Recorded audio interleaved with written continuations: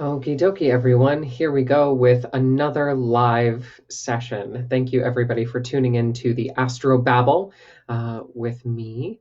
And yeah, let's go ahead and start our day with another round of 8 charts, shall we?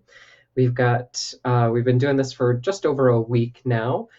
This is the 11th live video that I've done.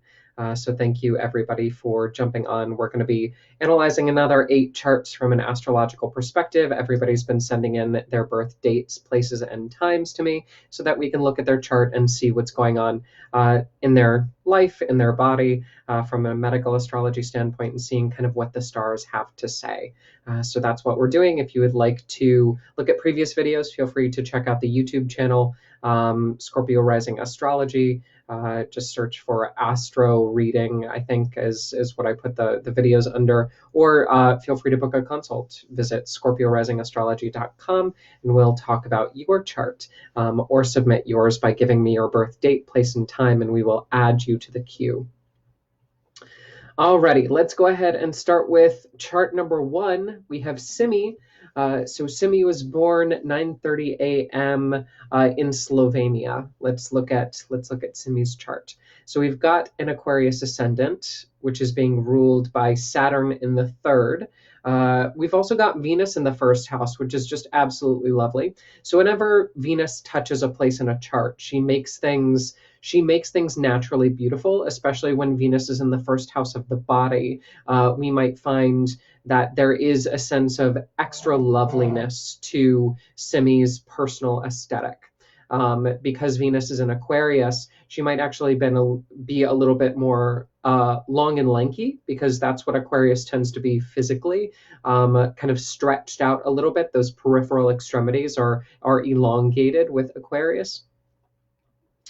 So that's just a really nice kind of right off the bat thing. But because we have the Lord of the chart, that Saturn in Aries in the third, there are a couple things about Simi's chart and her life that we need to be just aware of. She's put the Lord of her chart in the third house of writing, teaching, communication. So that is a big part of who she is and what she does. But even more fascinating, we have a really interesting connection between the third house and the ninth house. The ninth house is that house of travel, higher learning, foreigners. And so we have that Saturn in Aries being ruled by Mars and Libra up in the ninth. We've been getting a lot of Mars and Libra recently over the past couple of videos. Mars and Libra is technically in its fall. It doesn't like to be in Libra. Think of that martial energy as wanting to direct itself, wanting to be single pointed, wanting to get stuff done, and then pair that with that air Libra energy, which is kind of all over the place and never really making a solid decision and always playing devil's advocate. It really discharges a lot of that Mars focus. It spreads it out a little bit too thin. So when we find that that third house and that ninth house are connected in Simi's chart, she might actually write and travel and teach, or do a lot of traveling in her teaching work as well. We do have Jupiter in Libra as well as Uranus in Libra, a lot of stuff happening in that ninth house. And I think that one of the things that she might find, because she's got the south node in the ninth, but that north node in the third, there's a lot of really interesting life choices that she has coming down the pipeline in regards to the travel, the foreigners, the higher education, being what she's already mastered. It's not something that she really needs to tackle in this lifetime, but it is something that will fuel her learning process of that teaching, writing, communication space in the third house. Third house is also siblings. Third house is also neighbors. And when we look at the Saturn placement ruling that 12th house of enemies, as well as enemies, hospitalizations, kind of karmic healing.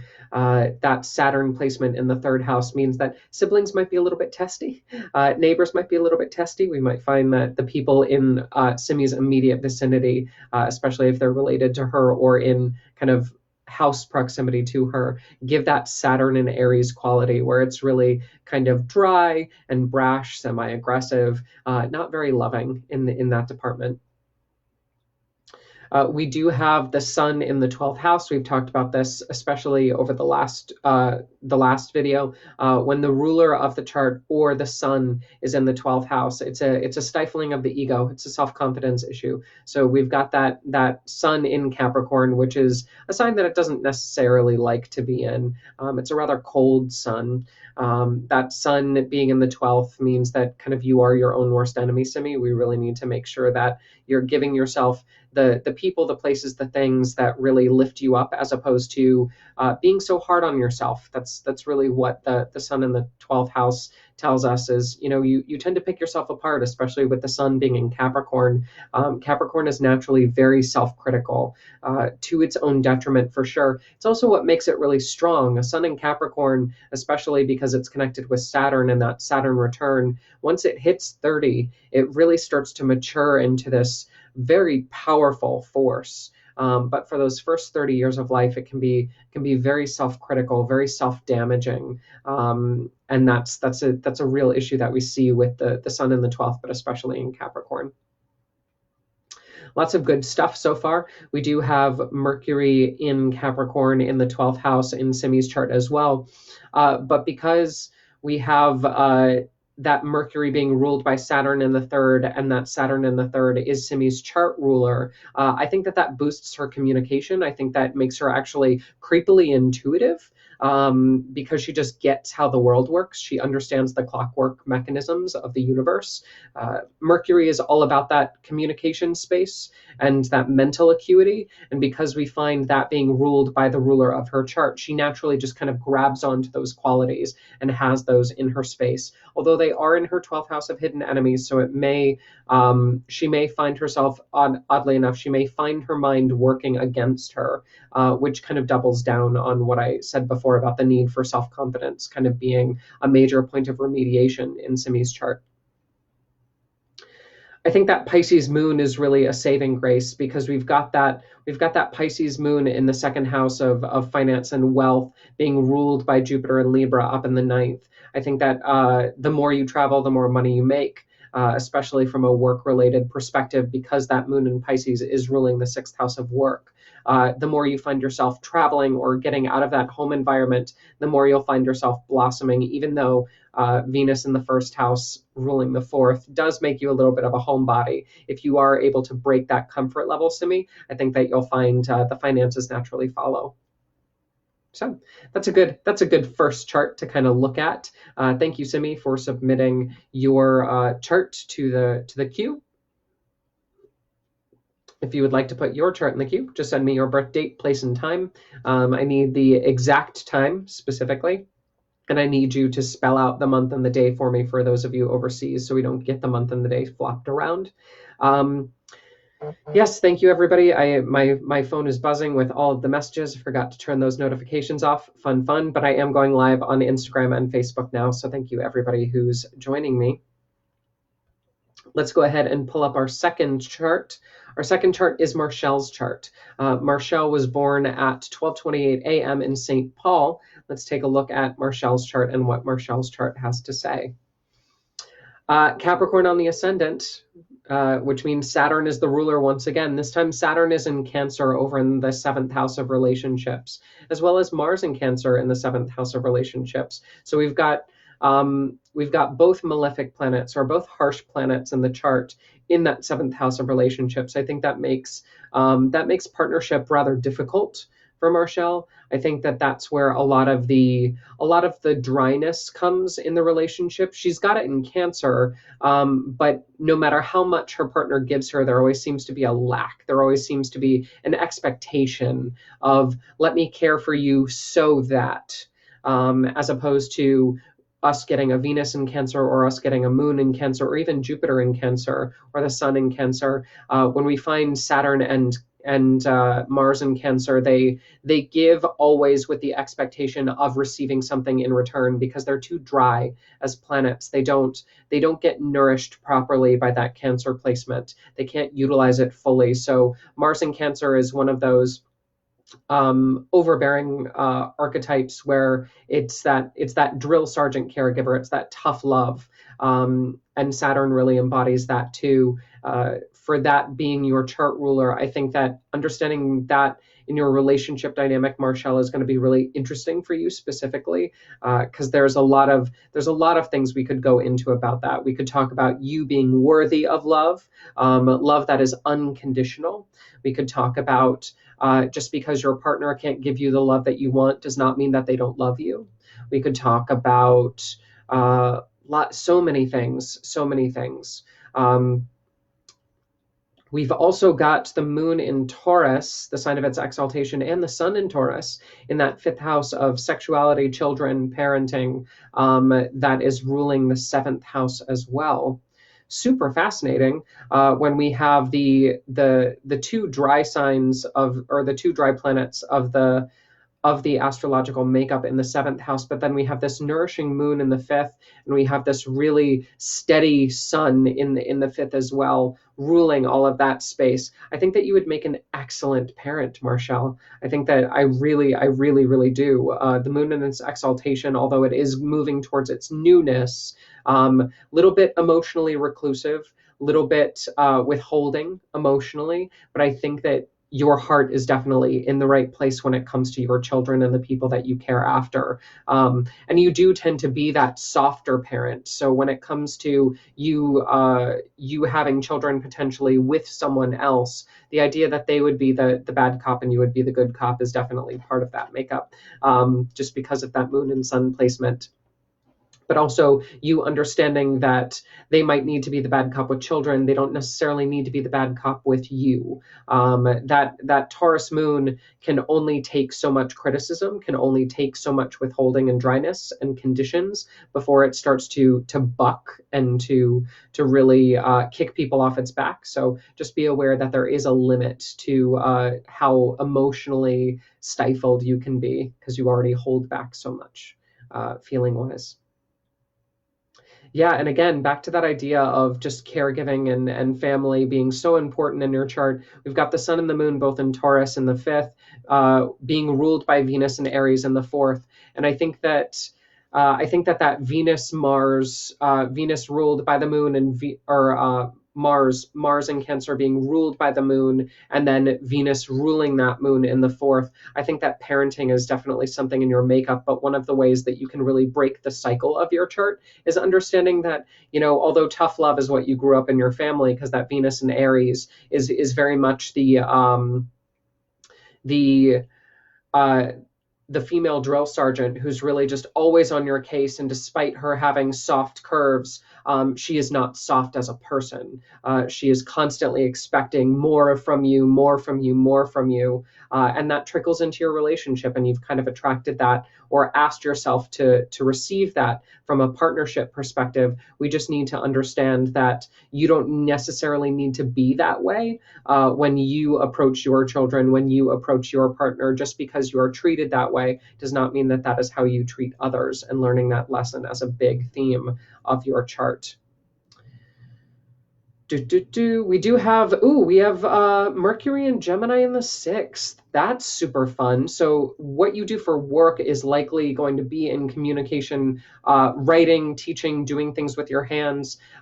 Gemini, Mercury and Gemini in the sixth, I often find very good counselors, very good massage therapists, people who use their words or their hands to do what they do, often in a caring way, because the sixth house is the sixth house of health. But you've got your South Node here. It's not really impressive to you. It's not really something that you're interested in. It's something that you're good at, but where you really strive to shine in your chart is that North Node in the 12th. So we're finding a lot of career potential being in hospitals. Again, in counseling, I think you'd succeed very, very well because you've got that tough yet compassionate fixed Earth Taurus moon, which can really sort through the bullshit of that Neptune and Sag in the 12th and that North Node in the 12th. I think that you'd be actually really, really good at that, especially if you had a home-based counseling practice, because Venus in Aries is ruling that 10th house of career from the 4th. So we've got some good chemistry when it comes to like you inviting other people into your home or going into their home, taking care of them, really helping them understand either manually through body work or verbally through communication, that everything's going to be okay and here's why, but also this is what you need to do to fix it. And that's where I think a lot of that Capricorn energy comes forward from your ascendant, is you do have this really practical edge, and you're able to talk people down from that personal ledge that they're on. But also, again, one of the big things in your chart is we need to understand that you can't do that for other people and not do it for yourself. And really let people know that it's okay, and then not let yourself know that it's okay, or more importantly, that it's not okay when the people around you, especially partners or family, tend to be rather tough. There is a line that needs to be drawn when it comes to compassionate relationships and extracting a little bit more tenderness from those you seek comfort from.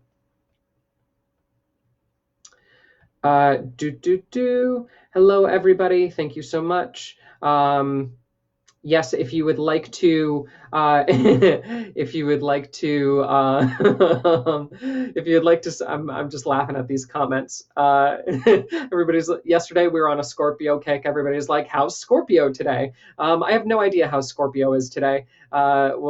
So if you would like to submit your birth chart, please send in your birth date, place, and exact birth time to me via private messenger. Do not post your private birth details in the comments, and we will add you to the queue if you would like your chart read on this live platform. Everybody's been so kind. This is, again, the 11th time that we're doing this, 11 days in a row of chart readings. If I get to 13, I'll have read over 100 charts in just over a week. So that's a super fun idea. So let's continue going down the pipeline. Thank you, everybody, for jumping on. I appreciate you. All of the likes, comments, shares really help not just me talk more about astrology, but also help my business grow via referrals to consultations and one-on-one work with friends, family. I love this kind of style where I can just kind of impromptu talk at you with astrology, and I love interacting with the comments, and I think that this is super fun. But what I really enjoy from a heart perspective, what really lights me up emotionally, is walking somebody through their chart one-on-one, where we can actually unpack some of these themes and strategize together about what it means to be who they are, and opening up the birth chart as a life plan to give meaning and definition to the life, as opposed to just kind of wandering through it aimlessly. Anyway, let's look at Julianne's chart. Julianne was born at 4:04 p.m. in White Rock. That's fun. Let's look at that. Ooh, Scorpio ascendant. Woo, Scorpio ascendant. So we've got Scorpio ascendant, which means Mars is the chart ruler. Mars is up in Cancer, conjoining within 3 degrees Venus in Cancer in the 9th. Okay.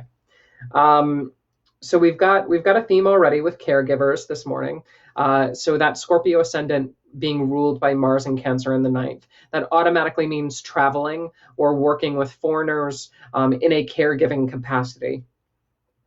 Mars in a water sign is not an ideal placement for Mars, but it does, especially in Cancer, bring out that mama bear. And what I mean by that mama bear is that kind of really hyper protective, borderline aggressive and dangerous side of that Mars tendency, but through the loving arms of Cancer. It's not somebody who you want to cross or specifically try to steal their babies or harm their children or the people that they care about, because there is a fierceness to this chart, especially with that Scorpio ascending, that really makes Julianne a force to be reckoned with.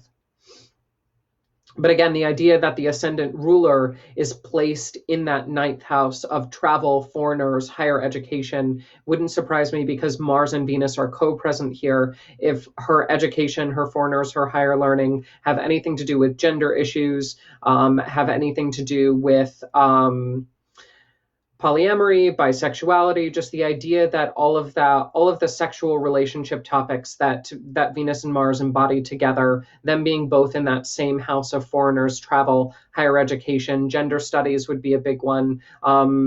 that's something that I see a lot when we have the ruler of the ascendant being one of those masculine feminine planets in the ninth house, but specifically both of them together.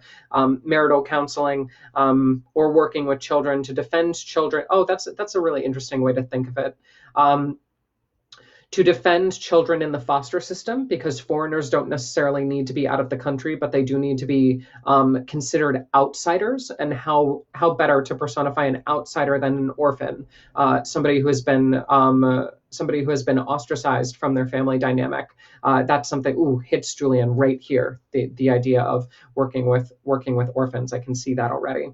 Okay, so then we have Sun and Leo in the 10th. Gorgeous. That's a very fun part of the personality, Julian. I like that a lot. Sun and Leo in the 10th is brilliant. It's the perfect place for the Sun and Leo to be. It is a place that it just really, really enjoys being at the top of the chart, in full Sun, in full Leo mode. There's this party animal side to you that just can't wait to get out of the cage. I absolutely adore that. The issue with this personality is how it conflicts with your Scorpio ascendant. And how it conflicts with your Scorpio ascendant is because you have Mercury in Leo at 28 degrees and your ascendant is at 29 degrees Scorpio. There is a square there. It's separating, but it's a square. So that Leo-ness tends to override and tends to be a little bit too strong, little bit too powerful. And the communication issue, the words just kind of fall out. And sometimes they fall out in a very flamboyant way. And it makes people feel very uncomfortable. That's one of the issues that I see in your chart, is just understanding that it is so fun and glorious and awesome for you to be like the bedazzled self that you are. However, we need to understand that words are not always the most strategic when you're feeling yourself in that Leo Sun way, and that some of your words specifically might have unintended consequences. Moon and Libra in the 12th, ruling that Mars-Venus combo in Cancer in the 9th. That's interesting. That's very interesting. When we see the moon in the 12th, emotions tend to be rather hidden. A moon in Libra is rather emotionally undecisive. A moon in Libra is very kind, but also is very judgy. A moon in Libra ruling that 9th house of travel, foreigners, higher education. I think there is an obsession in Julianne's chart emotionally with what is fair.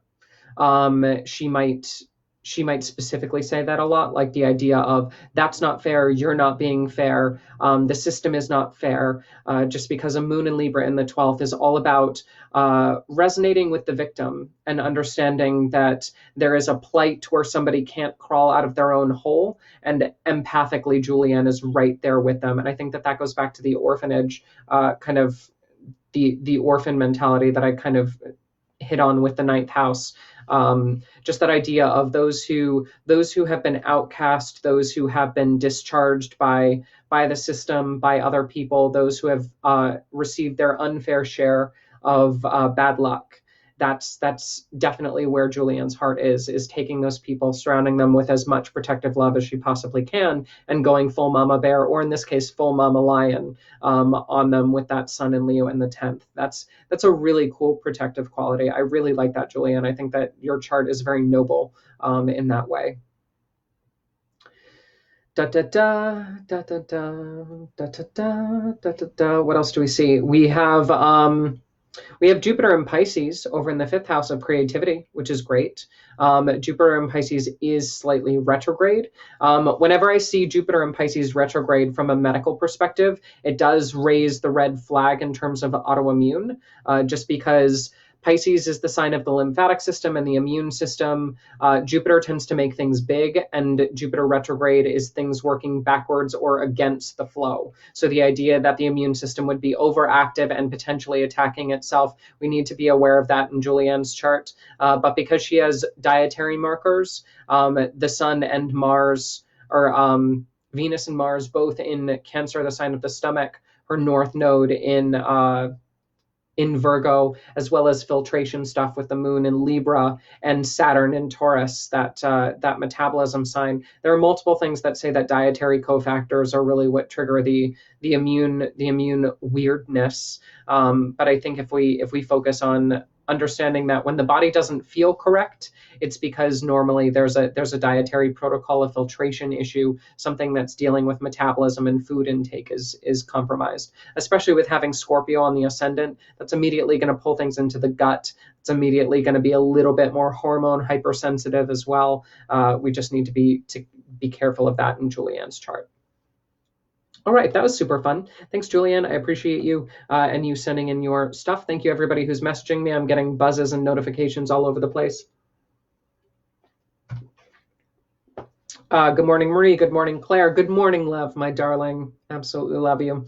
Emilio, Jillian, everybody who's sending their information in. Thank you so much for watching. I'm really enjoying these live videos. If you would like to schedule a private consult or check out some of my classes on astrology, if you're interested, just go to scorpiorisingastrology.com.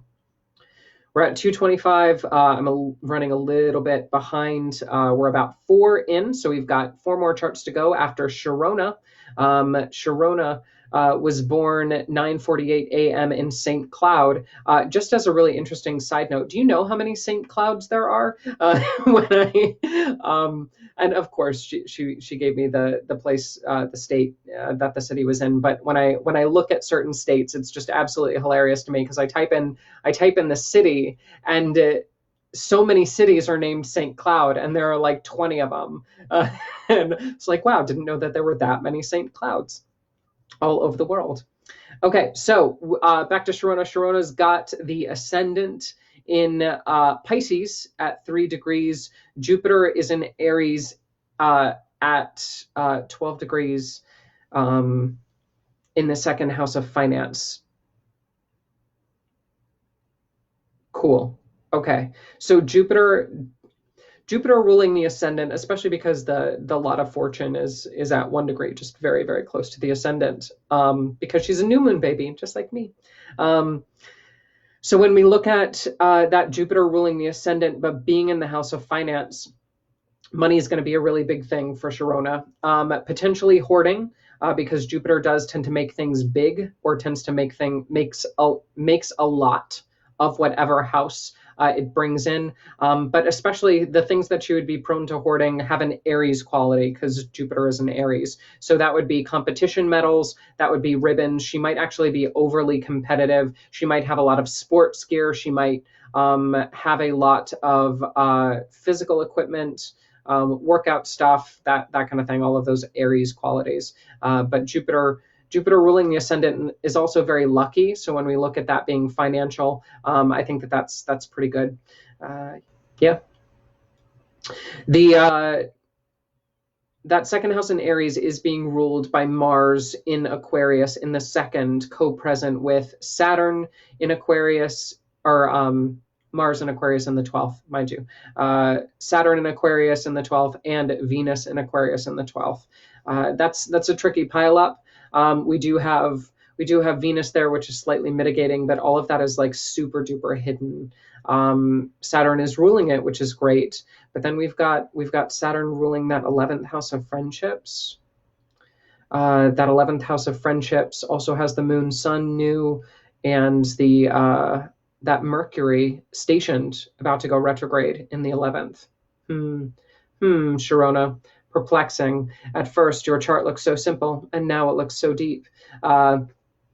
And that's really, whenever we see a new moon baby, that's one of the big things that I notice. And that's why I created the Interpreting Your Moon course on my website, is because where your moon was in relation to your sun, the waning, the waxing cycles of the moon really talk about whether or not you're emotionally introverted or extroverted, and the emotional power that you have in your chart.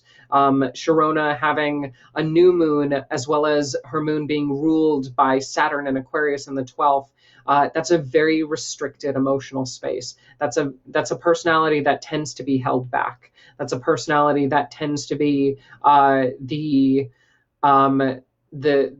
not necessarily a wallflower, but that person at a party who's just kind of standing or sitting in a corner and just observing, not somebody who's very active when it comes to that sun moon placement. Tends to be rather frigid, somewhat withdrawn. And then we have Mercury in Capricorn here, which is stationed retrograde. One of the things that you might get in trouble with, Sharona, is saying the wrong thing to your friends, or trying to preach to your friends about how wrong they are about things that you know that they're wrong about, but they don't know that they're wrong about.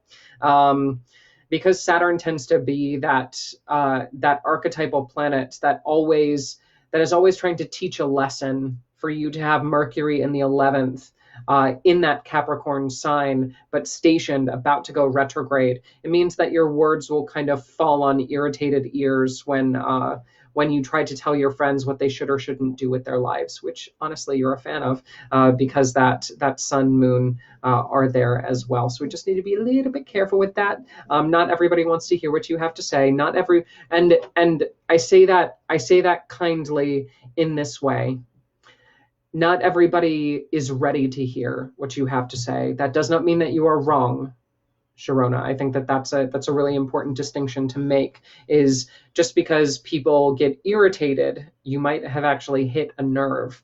You might have actually hit the mark, as opposed to you thinking that you said the wrong thing at the wrong time for the wrong reason. It just might have been a little bit too soon, a little bit untactful, a little bit cold, a little bit apathetic, all things that Saturn tends to rule. Just that tough love, especially when it comes to friends. We do have Neptune in Scorpio up in the 9th house of travel, foreigners, higher education, which makes a lot of really not okay chemistry between the 9th and the 12th house. Potentially being drugged at a college party, because Neptune deals with substances that are hallucinatory, or on a trip, a foreign trip, getting food poisoning, being toxified by various chemicals in that travel, higher education, foreigners environment. That's not a really great thing that I like to see in the chart, because Mars, a planet that is known to inflict harm, is in that 12th house of hidden enemies. So that's not necessarily great for Sharona's chart. We definitely want to make sure that didn't create unresolved trauma, and that she's not having to work too hard to heal from that, because that might shut her down even more emotionally as well as verbally, because of that moon Saturn newness in the 11th house of friendships. But one of the ways that she can really shrug off a lot of that cloistering effect is by throwing herself into her work. Her sun in Capricorn is ruling her 6th house of work, health, and pets. So the idea that she, coming home to Fluffy, coming home to her second job, because we have that Jupiter ruling the 10th house of success in the 2nd house of finance, there's likely more than one career opportunity in Sharona's charts that she can kind of bury herself under, to help her conscious mind stay busy while her subconscious processes any trauma that her chart may or may not reveal. Cool. So that is it. Good morning, Marie. Good morning, Sharona. Good morning, Richard. Good morning, Crystal. Thank you. I'm so glad that you like the channel. Yes, so we are doing live chart readings. If you would like to submit yours for the queue, just send me a private message to with your birth date, place, and exact birth time. That's what I need in order to run your chart. Okay, so let's look at Lael. Hopefully I pronounced that right. Lael, born at 7:07 p.m. in Arlington.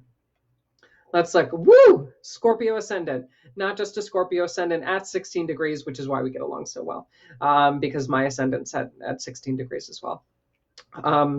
So we also have the moon in Scorpio and Pluto in Scorpio, all in the 1st house. So this is a double Scorpio situation, where we have just a lot of really intense feelings. We have a lot of really intense perception as well, intuitive stuff. The really great side of having so much Scorpio energy in the first house is that you know what to expect because everything about you is hypersensitive to past, present, future dynamics.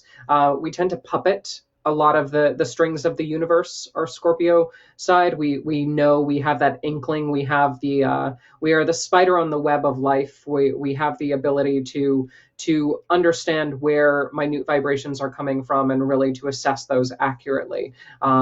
And work with those energies very constructively. However, the not okay side of having so much Scorpio in the first house is that we tend to be rather reclusive. We tend to be emotionally shady. We tend to be rather toxic to those who are not ready to handle our medicine, is a good way to think about it. Because our intensity is so strong, we can overdose people rather quickly. And if you're able to respect that power, then that's great. If you misuse that power, then that's when you're going to start stacking up that reputation that Scorpio is known for about being rather dark, rather manipulative, rather crazy, but not crazy in a Uranian kind of way, crazy in kind of like that dark and sadistic kind of way. We do have that ascendant being ruled by Mars in Capricorn in the third. So again, back to that house of writing, teaching, communication. We've got a natural understanding and a natural creative spark when it comes to how things are said, why things are said, and using writing as a creative medium, I think, and teaching as a creative medium, potentially to discharge some of that deep Scorpio energy. I think that one of the cool ways that you'd be able to use your chart, Lael, is really opening up your verbal, mental, and communication space to discharge some of that deeper Scorpio nonsense that we tend to wrap ourselves in. And especially because, ooh, girl, what? You got Jupiter and Pisces in the fifth. Love that. Absolutely love that.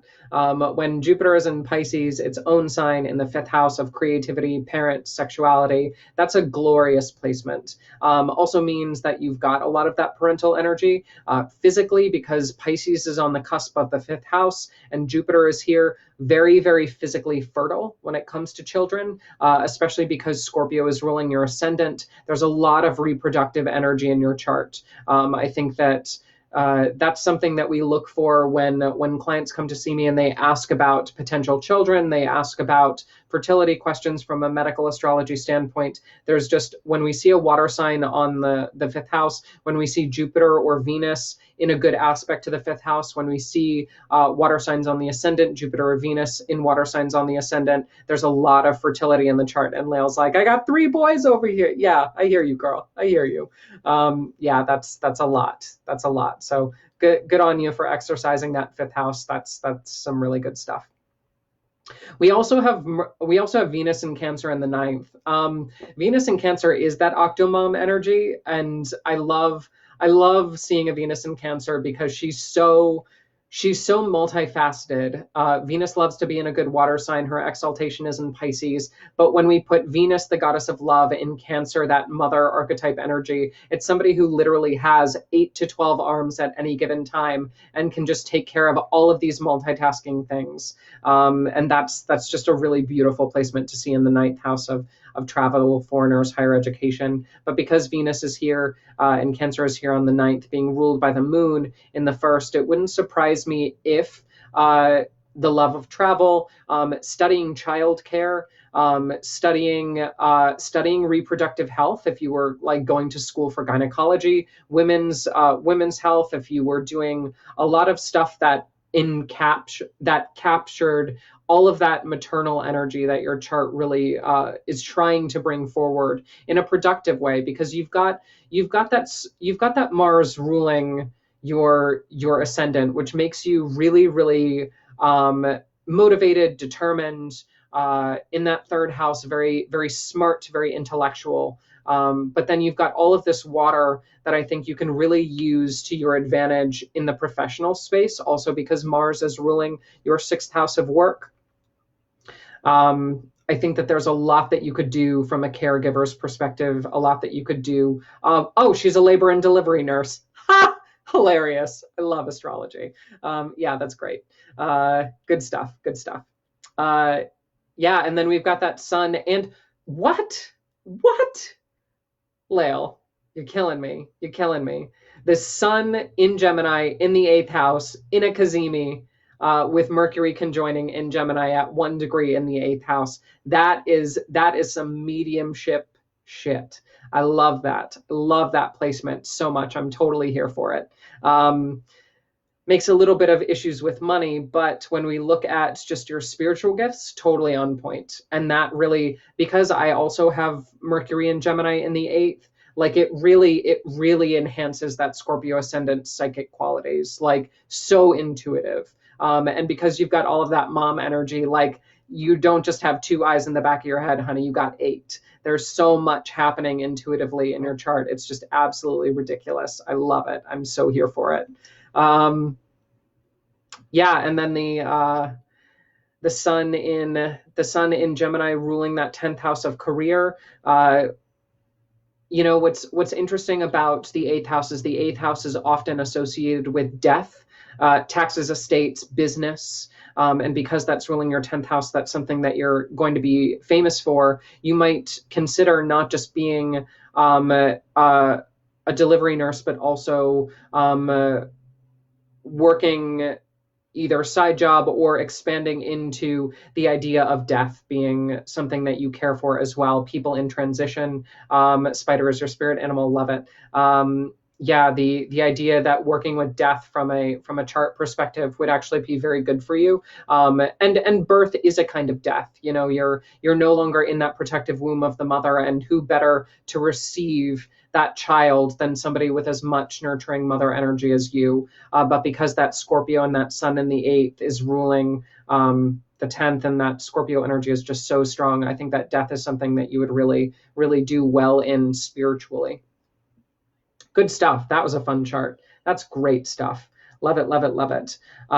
Thank you, Crystal. Thank you, Susan. Thank you, everybody who's sending in their birth information. I need that exact birth date, time, and place. If you don't send me the birth place, the birth date, or don't have the exact birth time, unfortunately, that does stifle what I can see, and I am not as accurate without that time. That's one of the restrictions of astrology, is it needs to be exact. Without that exactness, we cannot see where the planets were, where the ascendant was. 5-10 minutes in certain charts can totally throw me for a loop. Okie dokie. So we got about 20 more minutes, 3 more charts to go. Let's look at Richard. Hey, Richard, how you doing? 7:30 a.m. in Bedford. Woo, Scorpio ascendant, 2 in a row. I love it. And we've got the sun here in the first house. We've got Uranus here in the first house. Whenever I see Uranus and Scorpio, it's not a sign, it's not a planet that I really enjoy being in the first house, because it does mean the nervous system is going to be slightly overactive. It does mean that the body is going to be slightly temperamental, especially when we look at the physical systems that Scorpio rules. We have the bladder, we have sinus, we have colon, we have reproductive, all of those core parts of the body being touched by that unpredictability and that static of Uranus tends to be rather discombobulating, would be a good way to say it, from a physical health perspective. So just be aware of that, especially because you've got the ruler of your chart in the 11th house, but in Virgo. Mars in Virgo naturally is inflammatory bowel stuff. So with Uranus in your other bowel sign, there's a lot of gut things that we need to be very, very careful of in your chart. Mars in that 11th house of friendships, though, love a lord of a chart in the house of friendships, somebody who really just understands what it means to get along with people. Although it is Mars, Mars in Virgo is that farmer energy. I find somebody who's very humble, somebody who really understands what it means to put in a hard day's work, but also knows how to step up to a managerial role and get stuff done. I think I really enjoy Mars and Virgo personally. I think that it's a great combination, especially because you have the MC, the highest point of your chart, in the 11th house. One of your personal reasons for living is community and friendships, and finding your tribe and being with people and really enjoying that connection that you have in group dynamics. So that's lovely. I really enjoy the Lord of Richard's chart in the 11th. That Lord is also ruling the 6th house of work, health, and pets. So I think that from a work perspective, one of the things that you might find yourself naturally gravitated towards is working with charities, working with social groups, working potentially in politics, especially if the candidate that you're working with is very environmentally focused, is very like welfare focused, social good focused, really somebody who tends to be all for the people. That's really what your chart is screaming, kind of first and foremost, is you love people and you love to be around them and you want the best for them, and that's kind of where you thrive. Yeah. That Sun in Scorpio is ruling the 10th house. Despite, Richard, what that Scorpio ascendant tends to do to us, Scorpio ascendant and Scorpio sun do tend to be rather emotional, do tend to be rather withdrawn, do tend to be slightly withholding or secretive. That is a stereotype that Scorpio does just perpetuate. But because you've got the Lord of your chart in a social house, and because you've got your sun ruling your 10th house of career and success and somebody in the spotlight, it wouldn't surprise me if one of the challenges of your life is actually people keep promoting you, people keep throwing you in front of the public, people keep pushing you into that spotlight, some place where you naturally don't necessarily want to go. It's not something that's necessarily in your nature, but it is in your nature because your sun is ruling that 10th house of success. I think that the more that you allow people to do that for you, and the more that you understand that there is an honor in that. It's not something where, especially because Scorpio deals with power, one of our fears, those of us who have Scorpio ascendants, is that we will misuse that power and we will abuse that power and end up hurting the people around us, especially because of that 11th house Mars. I think that if you really check your ego at the door and you allow that Scorpio side to infiltrate your spirit a little bit and say, I'm not doing this for me, I'm doing this for you, and I'm really refining my poison into medicine and then distributing it to the masses. This isn't just about me hogging the spotlight and wanting to use my leverage for personal gain. I think that that's really where we check that fear and help to unpack that healthy ego all at the same time. We do have a stellium in the 12th house. We have Saturn, Mercury, Pluto, and Jupiter all in Libra in the 12th. I think that's really interesting, especially because Saturn's in the sign of its exaltation in Libra, and Jupiter's in mutual reception with Venus in the 2nd. Ooh, that's fun. Interesting. So 12th house topics being connected with finance. Huh. Especially with a stellium. Thinking about it. So 12th house is that house of hidden enemies. It's also the house of hospitalizations and what's it called? Karmic healing. That being connected to the 2nd house of wealth, finance, and material possessions. Inheriting from family members who have died or who have been in the hospital could also work that unfortunately you're landed with medical bills on a regular basis, because I think maybe of that colon stuff, just the idea that hospital and finance are connected to you in your chart, and that might work in your favor, because it might actually work in some really interesting career opportunities, like if you wove all that together, like you're in and out of the hospital so much because of the medical placements, that you start to learn the lingo, you start to work with the nurses, you start to get comfortable with the environment, and so eventually you're hired on as the fundraising coordinator for a children's hospital. Yeah, that kind of stuff. Like, you'd be really good at that. But because we have so much in Libra in the 12th, there is that social justice warrior mentality. There is that connection between hidden enemies and finance, so people trying to constantly get at your money, but you also having a slight edge of paranoia when it comes to finance as well, because that 12th house does tend to rule things that are hidden. A lot of some of your best planets are hidden in your chart.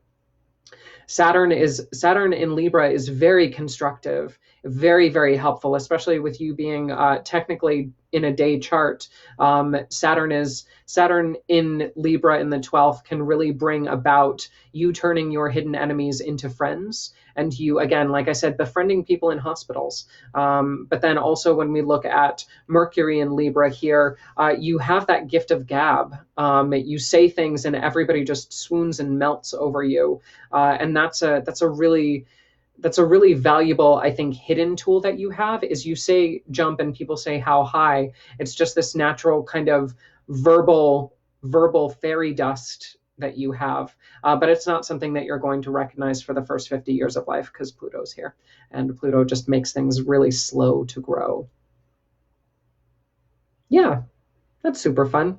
Thanks, Richard. I appreciate you sending in your chart. Hi, everybody. Scorpio everywhere. Thank you, everybody, for sending in your birth information, inundated with messages. As always, absolutely love you.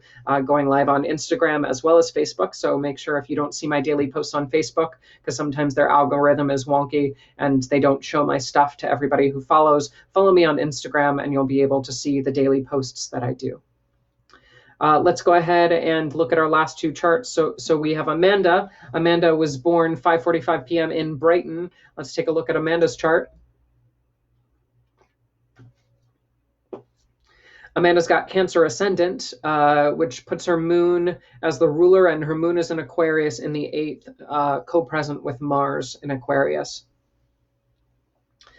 That's an interesting dynamic. Immediately when we look at Amanda's chart, she's put the ruler of her chart in that 8th house of death, that 8th house of taxes, accounting, business. There's a lot of really positive traits to that, but just the idea that Amanda is constantly surrounded by death, she's constantly surrounded by the law, she's constantly surrounded by those forces in life that people find very fearful, which she just finds natural. It's not something that really scares her like it does other people. The 8th house topics are like, yeah, I get it. It's just a thing. We've got Mercury and Venus in Capricorn, as well as the South Node in the 7th. That's fun. We've got Sagittarius Sun in the 6th, as well as Neptune, Uranus, Jupiter and Scorpio in the 4th, Saturn and Scorpio, or the 5th, Saturn, Scorpio in the 5th, Pluto, Libra in the 4th. Okay, let's look at that. So we've got Venus in the 7th, which is always really great. We've got Mercury in the 7th, which goes great for communication, but those planets are in Capricorn, stifling some of that, and Mercury is directly opposing the ascendant. So one of the issues that Amanda might encounter in relationships is communication barriers.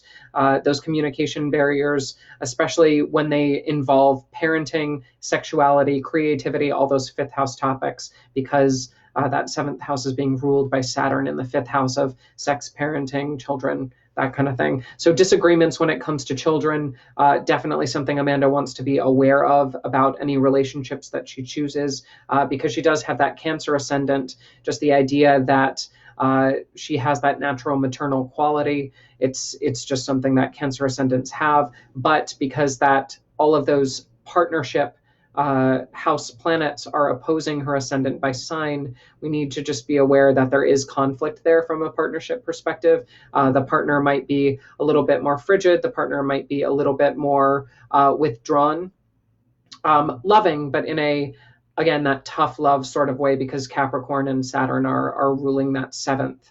So that's a little bit of a tricky placement. We do have that 5th house. Yeah, we do have that 5th house. I was afraid of that we would unpack that. So we have Mars in the 8th house, which naturally I've seen associated with violent deaths, or violence and war stuff associated with death, because we have because we have Mars and Saturn in mutual reception. So Mars is in Saturn's sign of Aquarius, Saturn is in Mars's sign of Scorpio. There is an association with the premature death of children, with the premature death of parents, potentially violently, because Mars tends to make things violent. Both planets are malefics, and they're in that eighth house of death and that fifth house of children, parents. So there is a little bit of intensity, and I think that this is where it becomes unfair for your partners, Amanda, to really criticize your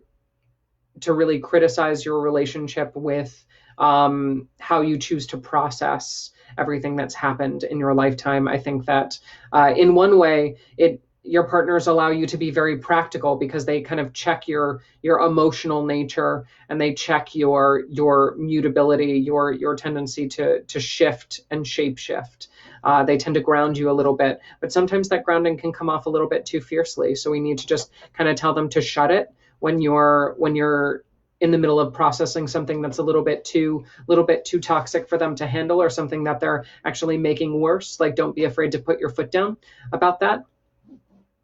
But interestingly enough, because we have Jupiter in the fifth ruling the sixth, and we have the moon in the eighth, Mars in the eighth rather, ruling the 10th, all of those life experiences with death, with passing, with children might actually turn into a really unique opportunity for you career-wise, doing what life has kind of dealt you. Working with the cards that you've been given is probably an analogy that you've resonated with, because that sun in Sagittarius ruling the second and the sixth house of work is great for prosperity. It's great for finances.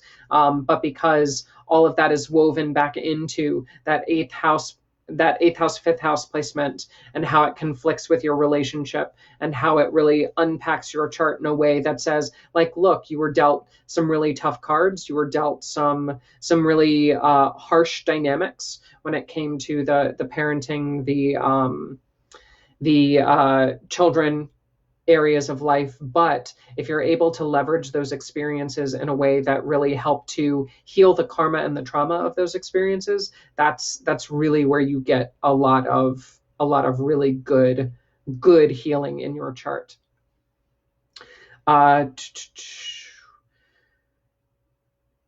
Interestingly enough, because Venus is ruling that 11th house of friendships, and Venus is in your spousal chart, the spousal place of your chart, the people that you choose to be intimate partners with, their friends will actually be oddly helpful, and their friends will become your friends, and you'll actually be able to expand your social network via your spouse.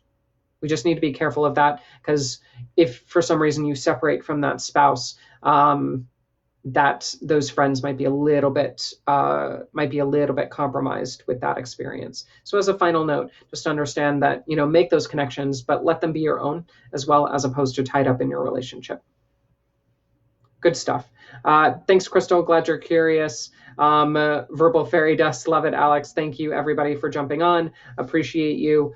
We've got one more chart to go through, and Instagram is probably going to end in just a few minutes, because I'm just about at 57 minutes, just about at an hour. So let's read the last chart for those of you watching on Instagram. Let's go ahead and pop over to Facebook for the last few minutes, or watch the replay on the YouTube link, which I'll post on Facebook. So Jillian was born 6:34 p.m. in Hackensack.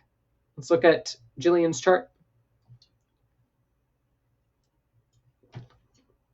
We've also got a Cancer ascendant.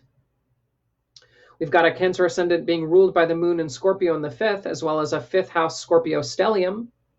We've got Venus in Scorpio. We've got Pluto in Scorpio. We've got Mercury in Scorpio. We've got the moon in Scorpio, all in the fifth house of children, parents, and sexuality. That's fun. So when we look right off the bat, that's a core part of Jillian's personal dynamic, is that fifth house of wanting to be a parent, of wanting to have children, of embracing sexuality, of understanding what it takes to be a loving parent in this lifetime. Just really, really good parental energy, very fertile as well. We already talked about fertility markers. in the chart, especially because that ninth house Mars in Pisces is ruling that fifth house of parenting. That's interesting, though. That is interesting. I mean, so fertile physically, so much about the parenting aspect, but because Mars is in that eighth house of, or that ninth house of travel, foreigners, higher education, having a child in the middle of your college experience is potential. But just the idea that you'd also want to adopt as well as have children of your own, like such a strong maternal instinct, but not just your own children, but also saving those children who maybe have unfortunate circumstance. Yeah, good stuff. We also have Jupiter. Jupiter in Pisces conjoining the MC up in the ninth. That's really great, honey. I love that.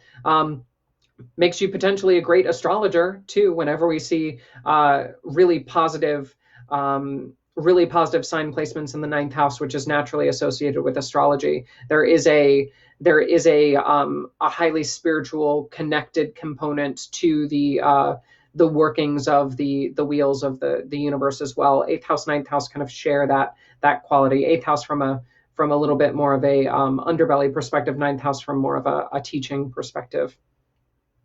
Yeah, good stuff. We've got that sun in Sagittarius. Sun in Sagittarius co-present with Saturn in Sagittarius and Uranus in that sixth house of work. That's a pretty tough work dynamic, hun. It is being ruled by Jupiter in the ninth house of travel, foreigners, higher education. So working at a college, working with travel specifically as a travel agent, because of that unpredictability, or I guess college can be rather unpredictable with like class schedules and stuff like that. But just the idea that sixth house of work, that ninth house of travel, higher education is potential. Sixth house also represents pets and health. So anything involving those topics, very connected in Jillian's chart. I think that's an interesting dynamic for sure, especially because Mars in Pisces is here. So there is a drive, there is an initiation, there is a fiery energy to it, with that Saturn, Uranus, and Sun being in Sagittarius as well. Super neat. I'm loving it. But we always go back to that Scorpio stellium. Goodness. I mean, that's really where so much of your chart is dominant, Jillian. And I think that's really part of what makes you tick, is that intense Scorpio energy in the fifth. There is so much about that part of the chart that I would like you to Google, to read up about, because it really unlocks a lot of your personal traits. The fifth house being connected to the ninth of travel, foreigners, higher education, that's a big deal. And then all of that ruling your sixth house of work. Those are the big parts of your chart. I don't think that there's much else to say other than that, because you've kind of encapsulated all of your core planetary placements in those spots. You being very well known for your spiritual work, your astrology potentially, because that Mars is ruling your North Node in Aries in the 10th. That's a big possibility for sure, especially if you incorporate children in some way. Yeah, I think that's pretty much it. That's what your chart is saying, is we just have all of those themes that keep looping back. And that's what I love about charts, is there's a story, right? And that story is sometimes really simple. And it's just these core fundamental pieces of the person keep pumping back into each other and keep referring back to each other. And it's not necessarily about understanding all of these complex sides to the personality. It's about understanding these core tenets and how the life always comes back to these spots, these areas, these interests. And that's definitely what we see in Jillian's chart. So as long as we work within those parameters and those bounds, the life will be very fulfilling. Okie dokie. Excellent. So we're at 1 hour and 2 minutes. Thank you, everybody, for joining me on this 12th round of Astro-Babble. I'm enjoying this immensely. I really hope that everybody continues to send in their birth dates, places, and times. We have 8 more charts stacked up for tomorrow. I always do them at 10:30 a.m. Eastern Standard Time here in Tampa, Florida. So make sure to tune in if you'd like to tune in live, or drop me a message with your chart and I will message you when your chart gets chosen. We have been doing this for a while, so there have been a lot of charts, but there's not a lot left. So I think I have maybe 1 or 2 more days worth of charts.